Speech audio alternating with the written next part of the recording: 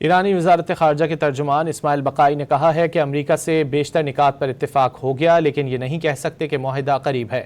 واضح کر دیا کہ آبنہ ہرمز میں جہازوں پر ٹیکس نہیں لگا رہے، ماحولیاتی تحفظ کی فیس وصول کی جائے گی۔ یہ بھی باور کرایا کہ مفاہمتی یادداشت کو حتمی شکل دینے پر جوہری مسئلے پر بات چیت کی جائے گی۔ ایران امریکہ رابطوں میں پاکستان واحد ثالث ہے، لیکن فی الحال مذاکرات کے لیے پاکستان جانے کا فیصلہ نہیں کیا۔ امریکہ کے ساتھ صرف جنگ کے خاتمے پر بات ہو رہی ہے، جوہری معاہدہ زیر غور نہیں ہے۔ ایرانی وزارت خارجہ کے ترجمان اسماعیل بقائی نے باور کرایا کہ امریکہ کے ساتھ صرف ابتدائی فریم ورک تو طے ہوا ہے، ممکنہ MOU میں آبنہ ہرمز کے انتظام سے متعلق تفصیلات شامل نہیں ہیں۔ کوئی یہ نہیں کہہ سکتا کہ امریکہ اور ایران کے درمیان معاہدہ جلد ہونے والا ہے۔ A ceasefire on all fronts.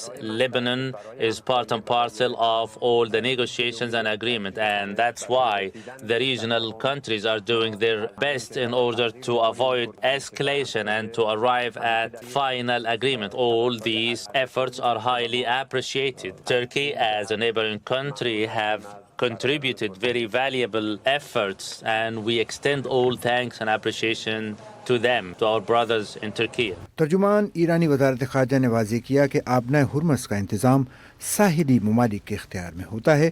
آبنہ Hormuz سے گزرنے والوں کو مکمل تحفظ فراہم کریں گے، معمول کی خدمات فراہم کرنے کی قیمت وصول کی جائے گی۔ It is quite natural that the services provided through this waterway, including navigation and other movements, all these acts entail certain expenses. However, they cannot be described as tolls or fees. باور کرا دیا کہ دھمکیاں، دباؤ اور propaganda سیاست کا حصہ ہے، زمینی حقائق دیکھتے ہیں، مخالف بیانیاں ہمارے لیے اہم نہیں۔